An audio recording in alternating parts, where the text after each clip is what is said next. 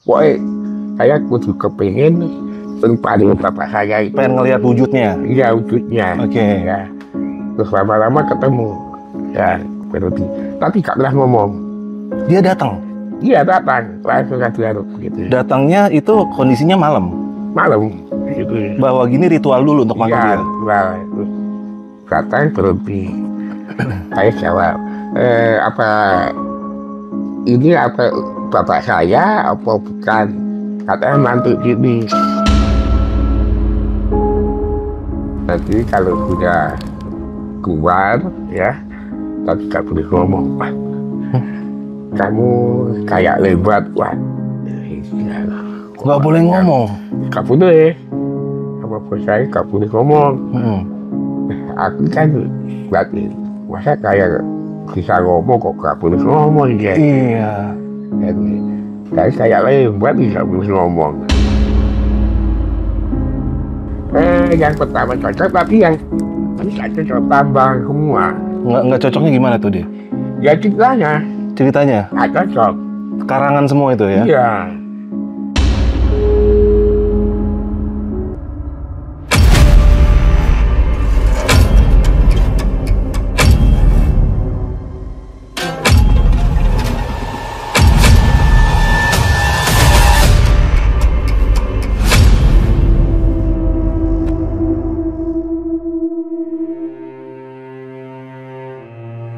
Tim Jelajah Malam kali ini mengangkat sosok yang sangat fenomenal di masa lalu yang dikenal sebagai si anak genderuwo. Di balik ketenarannya tersembunyi kisah sedih kehidupannya dengan tampilan fisik yang berbeda, sehingga sempat dilepas ibunya untuk dirawat oleh sang nenek sampai beranjak besar. Beliau dimanfaatkan oleh pihak-pihak yang ingin mengambil keuntungan dengan mengeksploitasi dirinya secara tidak manusiawi. Dan juga kami mengungkap sisi gelap dunia entertain. Di balik gemerlapnya tersimpan sisi hitam yang sangat tidak manusiawi dan dialami sendiri oleh Mbah Wagini dengan membuat cerita-cerita bohong tanpa pernah memperhatikan perasaan beliau sebagai manusia. Semoga kisah ini dapat diambil pelajaran bahwa apa yang terlihat di layar kaca tidaklah seindah dan sedramatis apa yang coba mereka citrakan ke hadapan kita semua sebagai pemirsa di rumah. Mari kita ikuti kisah ini dan kita ambil pelajarannya. Semoga bermanfaat.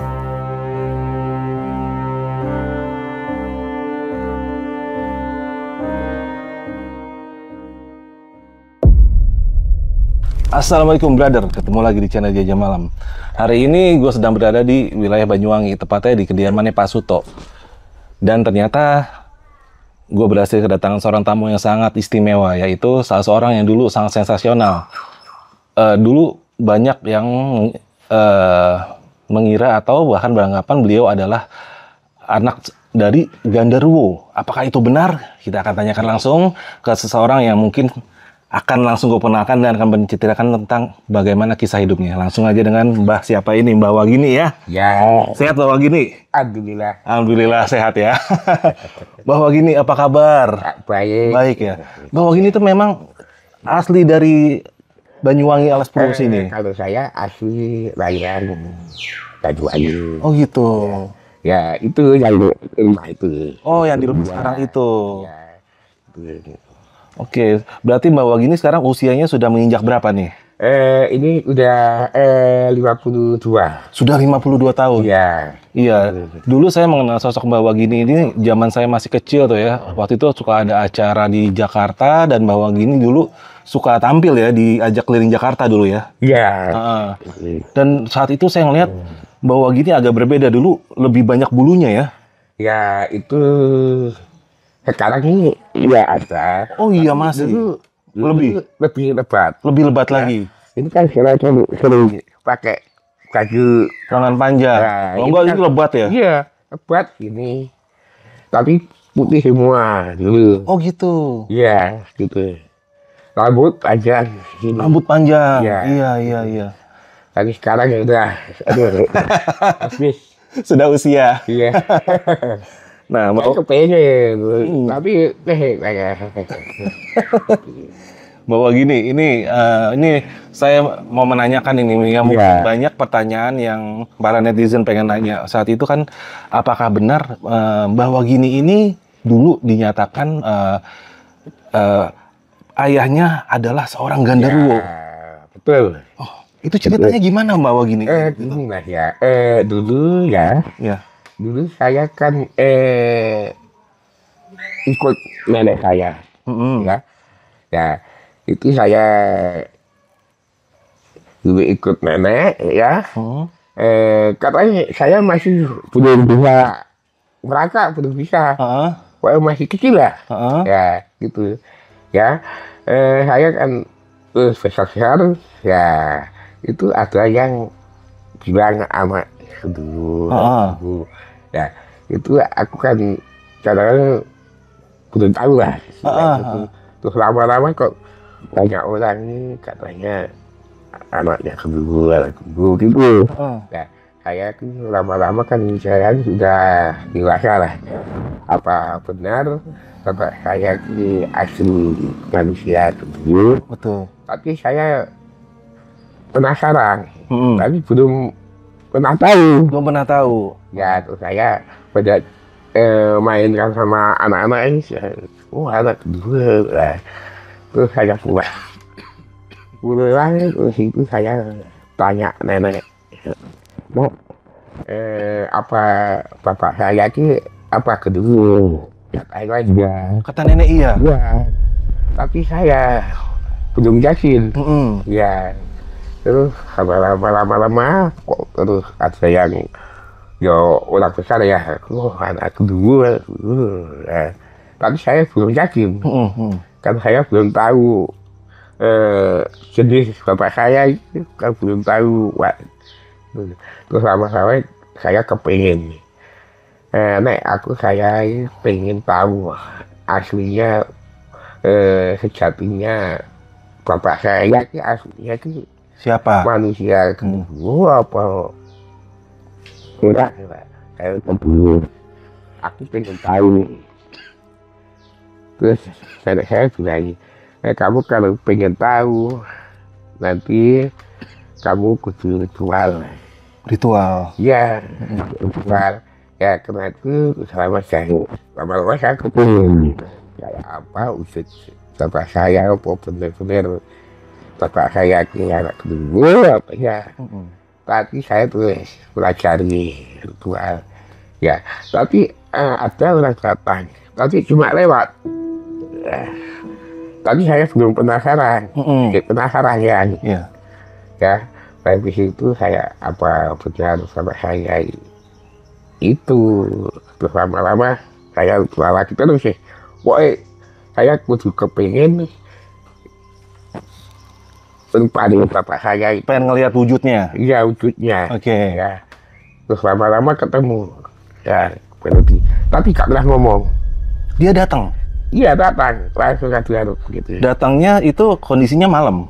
Malam. Gitu. Bawa gini ritual dulu untuk manggil dia? Iya, ritual. Terus datang berhenti. Saya jawab, apa ini apa bapak saya apa bukan? Katanya mantu gini, tapi gak pernah ngomong gitu. Diam aja?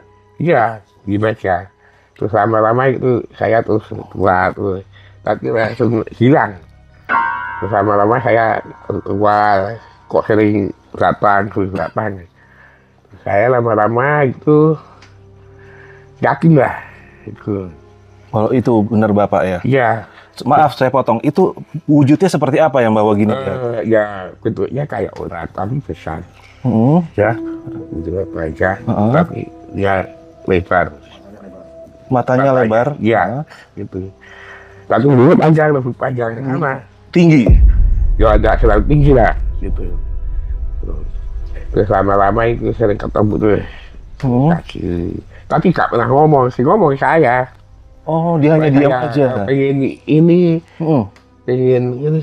saya lama-lama saya minta bantuan. Ya buat obati orang, nolong orang lah. Itu dikasih. Oh. Kasih yang mulai sekarang ini. Saya gunakan terus.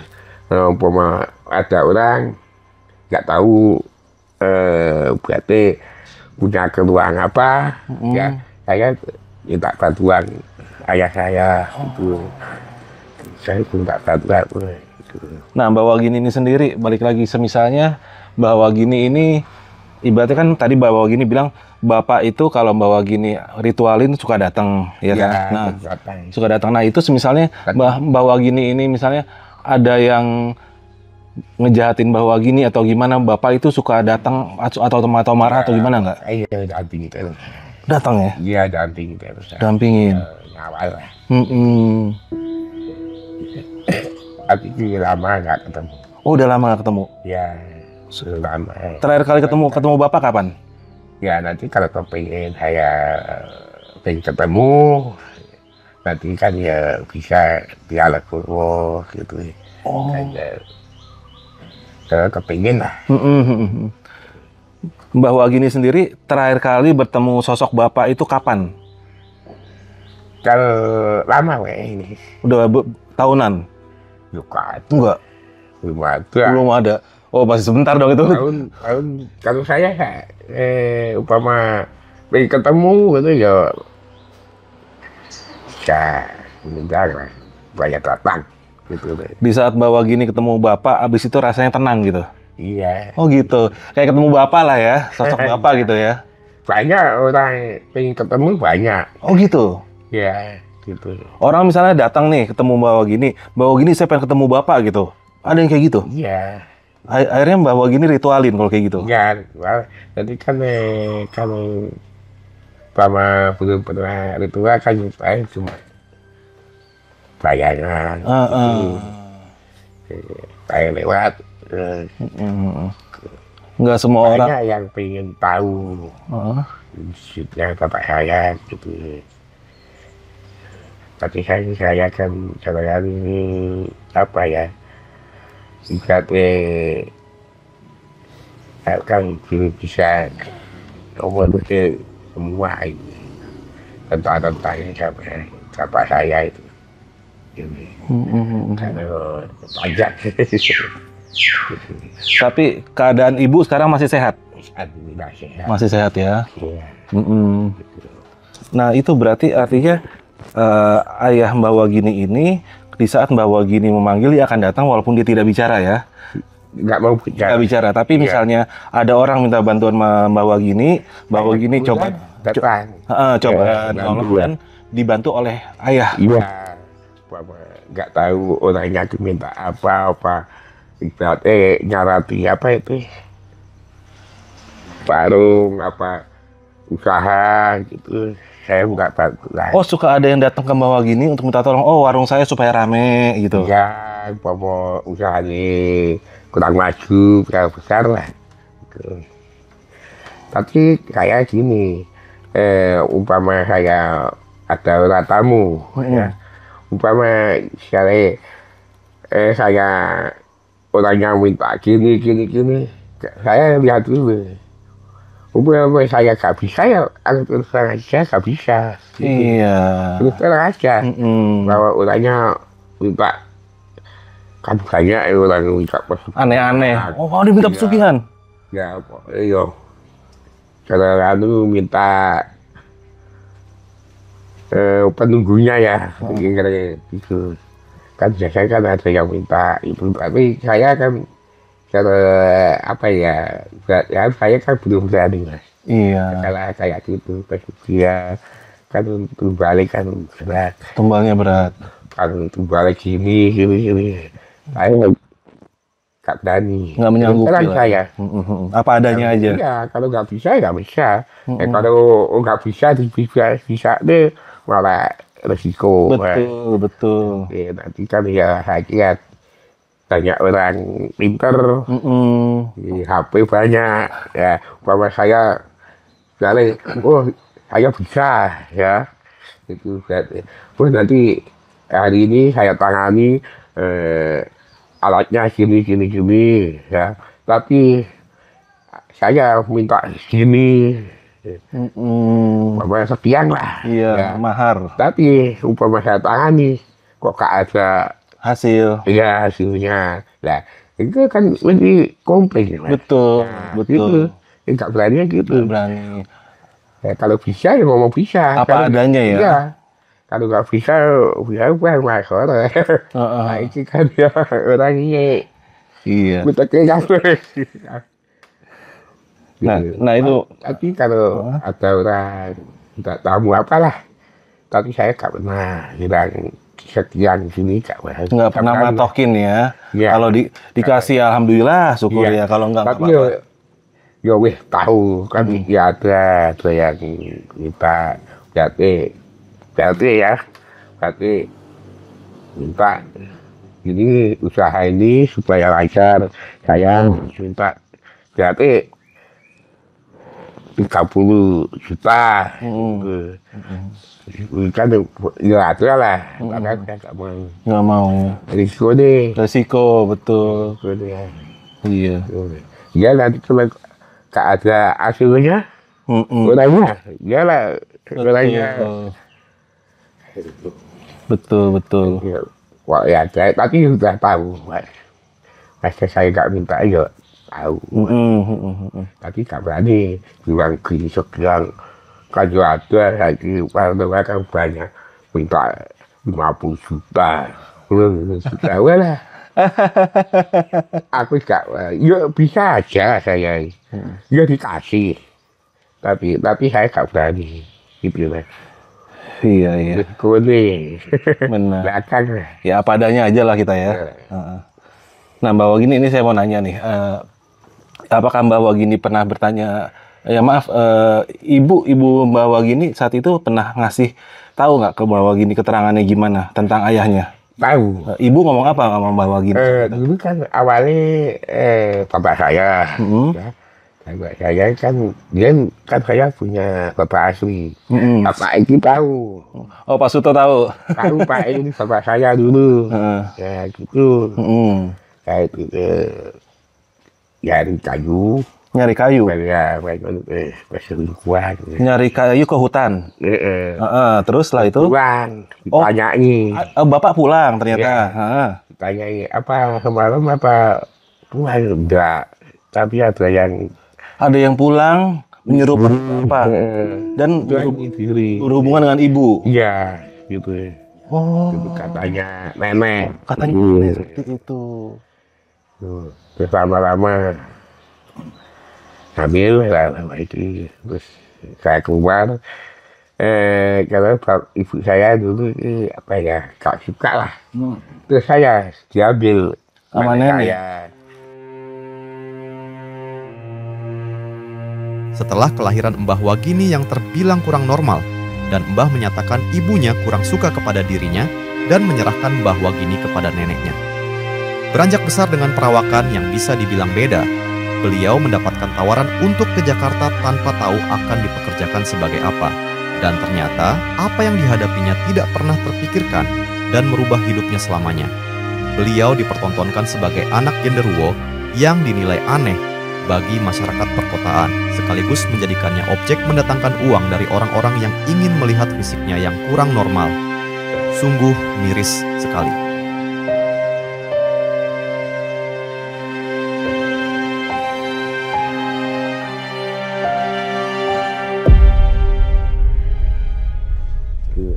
Oh gitu, jadi ini semua berawal dari Bapak Mbak Wagini seorang pencari kayu di hutan, dan dia nggak pulang. Jangan pulang, terus datang, tapi yang datang bukan Bapak, tapi menyerupai Bapak. Terus harinya pulang, ditanyain apa semalam kemarin pulang, enggak. Itu terus ambil gitu. Lama-lama bisa dibuang. Oh gitu. Saya mulai kecil yang besarkan nenek saya. Oh. Gitu. Di sini juga, di Banyuwangi juga? Ya. Di Banyuwangi juga neneknya? Iya, di sini. Aku lain di sini nggak kemana-mana. Nah itu awal mula Mbak Wagini diajak ke Jakarta dulu kan ada kayak keliling itu awalnya gimana tuh? Itu ke Jakarta, tapi saya masih sama nenek. Waktu masih sama nenek? No, tapi saya kan sudah dewasa. Iya, waktu itu. Jadi keliling sama orang Jakarta. Ya, kan ditari. Dan saya ditanyai, kamu ikut saya mau nggak kerja apa Bu? Ya pokoknya enak gitu. Akhirnya aku kan tanya nenek, boleh enggak? Boleh. Boleh. Terus saya ikut deh. Terus lama-lama kan sudah tahu pengalaman Pak. Gitu. Karena itu kan buka pameran. Berarti buka paranormal ya. Nah, setelah aku saya buat maskot. Maskot di pameran itu. Dipergunakan buat maskot oleh mereka. Buat masa pengunjung, halaman, gitu. Terus saya lama-lama, tuh aku kok kayak gini ya. Benar. Kok dipamer loh. Iya, nggak manusiawi lah. Jadi kayak saya nyari duit, tahu saya. Iya, Keliling mah, sudah keliling kemana-mana. Kok Gunung Palu, Medan, Pari. Keliling Indonesia? Iya, Manado, Ternate, Bali, lama ya. Batam. Bakat nanti gitu. Medan ya. Paling di sana sih ada 6 bulan. Pindah. Kok berarti kan pemain yang buka namanya kan di gedung lah. Gedung tertutup. Nah, kok baru pengunjungnya kan masuk gitu.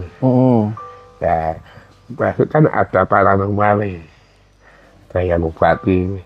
Tapi saya buat maskot buat ajaran orang pengunjung. Dan nanti kan paranormal kan punya brosur tulisan ini pengobatan.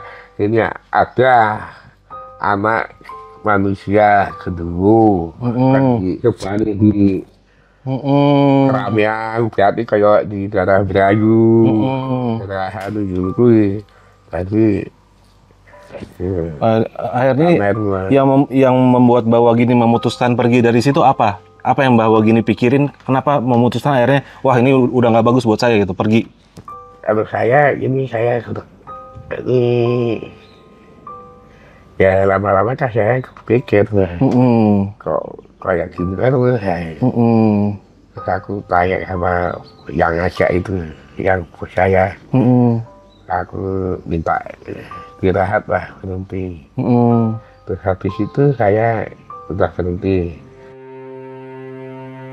Setelah Mbah Wagini diajak keliling Indonesia dan dipertontonkan, beliau merasa lelah dengan itu semua dan memutuskan lebih baik hidup di desa lebih tenang. Akan tetapi, ajakan terus-menerus membuatnya kembali ke Jakarta. Kali ini, tanpa sepengetahuannya, beliau dibawa ke sebuah acara televisi nasional yang lumayan besar. Di sana, beliau dikecewakan dengan skenario acara tersebut yang menampilkan cerita yang tidak apa adanya, alias settingan total, dengan mengeksploitasi dirinya untuk menarik rating tanpa memperdulikan perasaannya. Bahkan dia merasa diperlakukan seperti hewan yang tidak boleh berbicara untuk menyanggah cerita bohong yang disuguhkan ke pemirsa di seluruh Indonesia. Inilah sisi gelap dunia entertain yang harus diterima Mbah Wagini. Bahkan saat ibunya menonton sampai menangis mendengarkan kebohongan yang mereka sampaikan.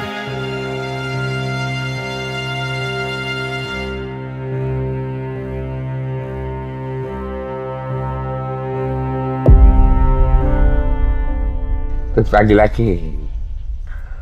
lagi suruh di Jakarta. Katanya ada apa kegiatan apa, saya ke sana. Terus saya nyampe sana, ya itu saya sudah 3 hari lah. Terus nggak tahu bisa keliling. Tahu-tahu masuk di tempat studio Tukul. Kok syutingan ya? Studio Tukul? Iya. Sama Tukul gak bilang, syutingnya enggak. Nggak bilang-bilang mau syuting? Iya. Atau dibawa gitu aja? Iya, dibawa. Jalan-jalan di tempat tamu saya. Gitu. Sama langsung masuk ke foto dulu. Ini tuh kok lagi. Aku belum mau ngasih di dalam mobil. Orang anak muda aku kayak, wih, aku gini, bingung aku mantai kata, gak pernah loh. Jadi langsung dibawa masuk saya. Wah, itu syutingnya gitu. Main ngobrol-ngobrol, ya biasa ngobrol sama Tukul, sama Serigala, itu penyanyi kembar itu. Oh, duo Serigala. Kayak ngobrol biasa ya. Hati saya itu kan ngomong-ngomongan, nanti kalau sudah keluar ya, tapi tak boleh ngomong. Kamu kayak lebat, wah. Nggak boleh ngomong? Nggak boleh. Sama bos saya nggak boleh ngomong. Aku kan berarti, masa kayak bisa ngomong kok nggak boleh ngomong ya. Iya. Jadi, saya kayak lebat nggak boleh ngomong. Ya kasih saya udah nyampe situ ya nggak apa-apa weh. Saya langsung kayak jubah, kayak jahit, keluar weh. Udah baca gitu. Diem aja tuh bawa gininya. Ya itu nggak pas ya. Karena nggak cocok kalau yang pertama cocok, tapi yang ini nggak cocok, tambah semua. Nggak cocoknya gimana tuh dia? Ya ceritanya. Ceritanya? Nggak cocok. Karangan semua itu ya? Iya. Pertama awalnya cocok. Ya, tapi sih lama-lama nih kalian karangan sendiri. Wah, nggak benar. Katanya ini yang ngasuh mulai kecil. Wah, biar anaknya katanya mulai kecil. Mulai kecil diatur genderuwo gitu? Iya, enggak. Bos saya. Oh, bosnya ngaku dari kecil dia yang ngasuh? Iya.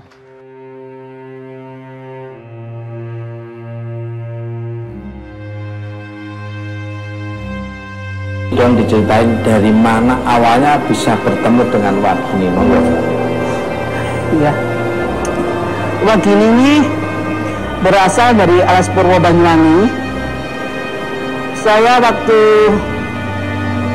20 tahun yang lalu itu masih suka tirakat ya. Ya. Dari gua satu ke gua yang lain. Kemudian saya masuk ke Alas Purwo dengan rekan-rekan saya 6 orang. Anak ini ada duduk di bawah pohon jati. Dia diam aja, terus kok saya ngeliat, loh ini anak jenis apa ya, kok aneh gitu. Wah, aku tadi aku anaknya seelak nemu di alas. Nemu di hutan? Anak kecil di hutan. Gak cocok loh, pajak ya tadi.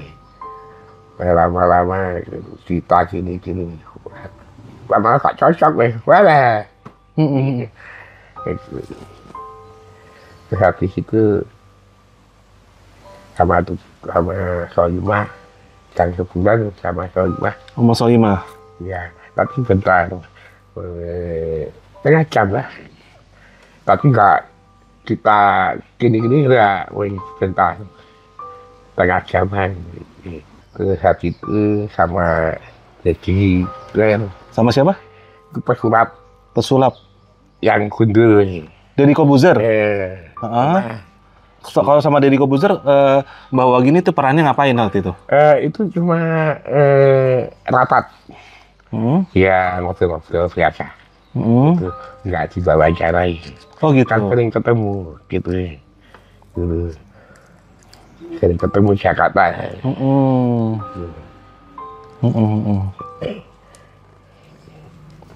Rokok dulu aja Mbak, rokok dulu. Sambil dibakar. Iya. Santai aja. Nggak apa-apa, ntar kita skip.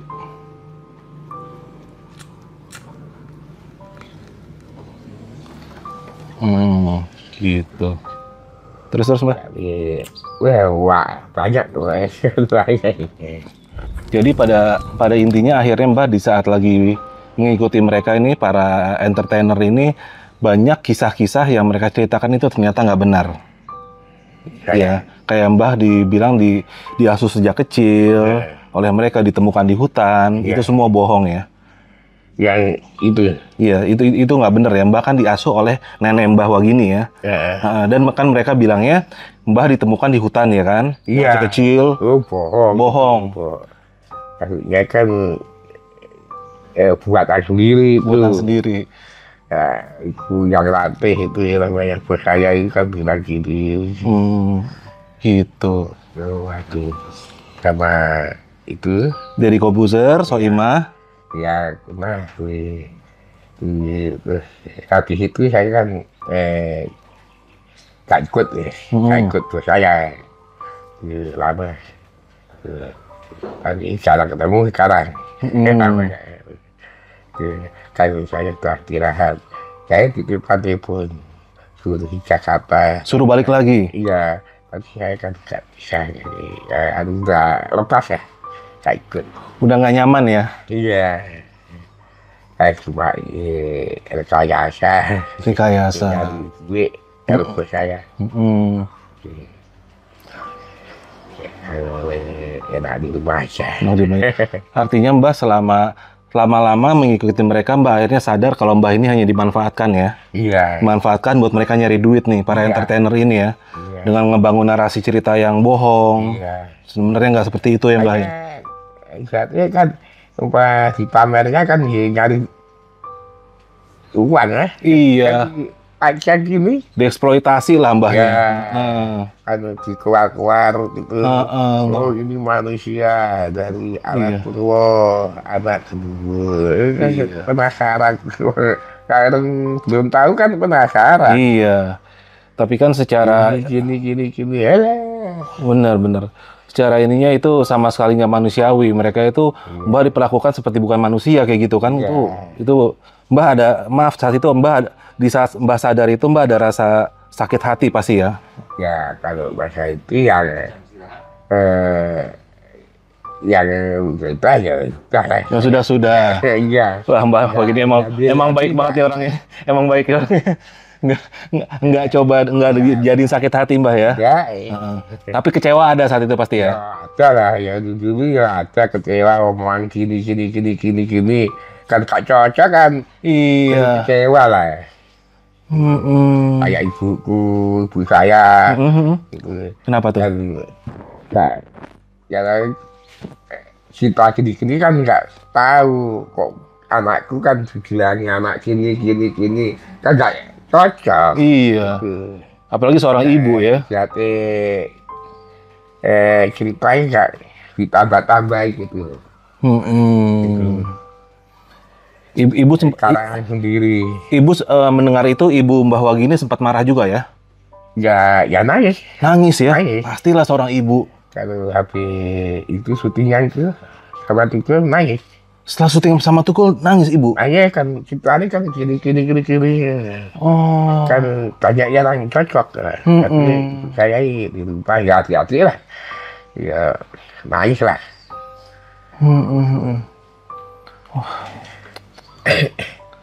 Tadi sekarang istirahat dulu. Udah istirahat ya.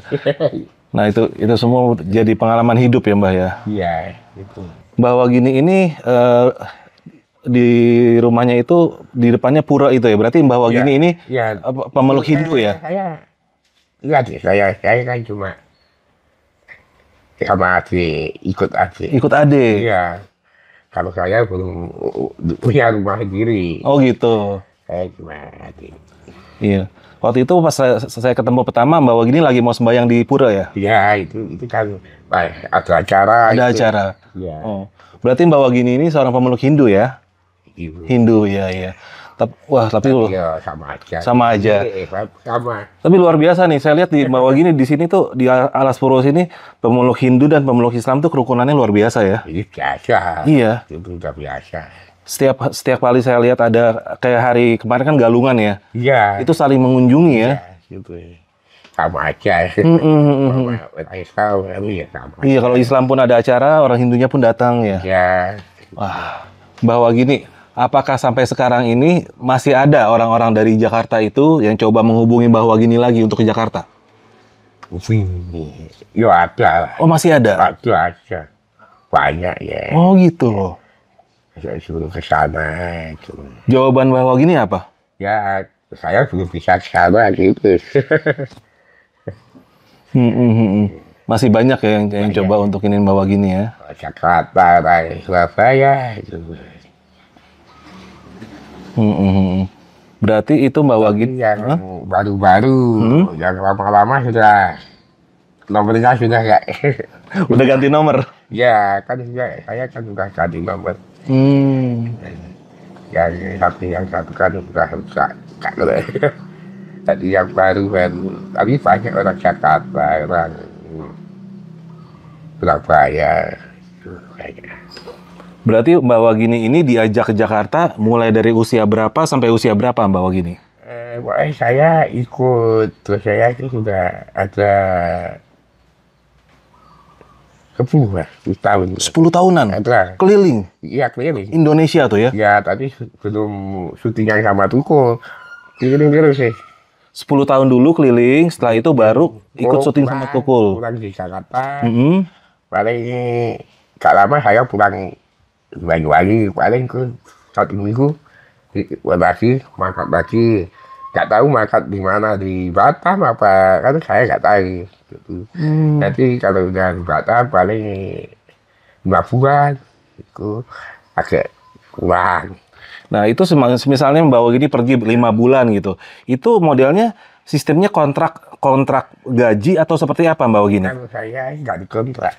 Oh, terus gimana itu? Nggak ada kontrakan, ngomong sudah kontrak, kan kayak masker kan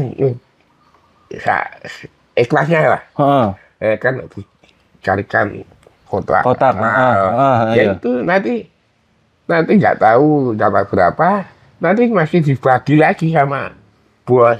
Oh, jumlahnya pun saat di kotak Mbak Wagini nggak tahu berapa, dikumpulin nanti tinggal dikasih doang gitu. Kalau sudah dibuka ya, jadi kan nggak tahu umpama ibaratnya dapat 2 juta, yang 1.500.000, buat saya 500 gitu.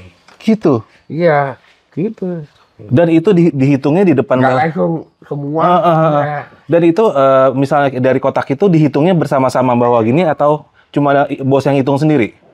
Ya, berdua. Oh ada Mbak Wagini juga? Iya. Oh dihitung, oh nih kita hasilnya hari ini 1 juta. Iya. Misalnya Mbak 2 juta, Mbak Wagini 500. 1,5 buat dia. Iya. Wah. Begitu. Kayak nggak enak lagi. Iya. Padahal saya sudah jadi paranormal. Udah untung double. Dapat kiri kanan. Iya. Nah, selama Mbak Wagini ini kan artinya setelah itu kan udah mulai masuk. Iya, ada potongan. Naik kapal laut, apa pesawat, ada potong sini ya. Iya. Mendingan kalau di kontrak, berapa 1 bulan, ya 5 juta. Kalau lagi itu enak. Nggak ada kontrak. Nggak ada. Kok mulai awal ikut nggak ada. Nah, setelah dengan yang bos itu, Mbak Wagini kan udah masuk stasiun TV itu ya? Udah sama Tukul itu, pembayarannya ke Mbak Wagini itu seperti apa? Itu biasanya kayak saya kan dikasih 1 juta. Tapi uang itu kan udah tangan kedua. Tangan pertama siapa ini? Ya manajer langsung dikasihkan buat saya. Dari manajer ke bos baru ke Mbak Wagini? Ya nanti saya langsung dikasih 10 juta. Tadi udah di rumahnya bos, tak langsung di situ udah. Nggak tahu jumlahnya berapa yang dikasih. 100 juta apa nggak tahu. Nggak tahu. Saya itu kurang. Tapi kurang sih ditambah 3 juta. Aku tahu. Pikiran saya nggak tahu. Aku nggak pernah selama ikut dikasih uang pesangon pulang. Kasihnya nggak pernah. Kok ini kok dikasih 3 juta. Berarti ini kekurangan itu ya lebih. Pasti besar. Iya, gitu loh.